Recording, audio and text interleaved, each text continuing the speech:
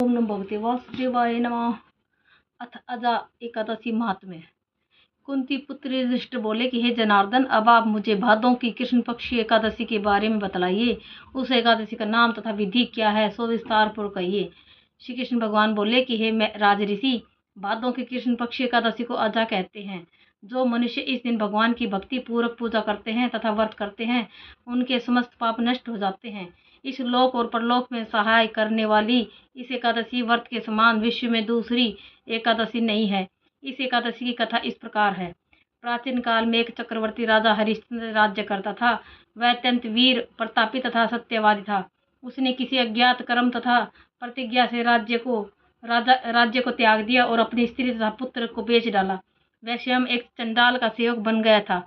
उसने इस चंडाल के यहाँ कफन लेने का काम किया, परंतु उसने इस आपत्ति के काम में सत्य को न छोड़ा। जब इस प्रकार रहते हुए उनको बहुत वर्ष हो गए तो उसे अपने इस नीच कर्म पर बड़ा दुख हुआ और इससे मुक्त होने का उपाय खोजने लगा। वह उस जगह सदैव इसी चिंता में लगा रहता कि मैं क्या करूं। एक समय जबकि वह चिंता कर रहा था, गौतम ऋषि आए। राजा ने उन्हें देखकर प्रणाम किया और अपने दुख की कथा सुनाने लगे।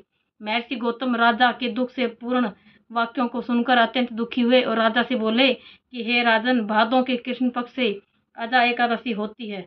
एकादशी का विधि पूर्वक व्रत करो तथा रात्रि जागरण करो, इससे तुम्हारे समस्त पाप नष्ट हो जाएंगे।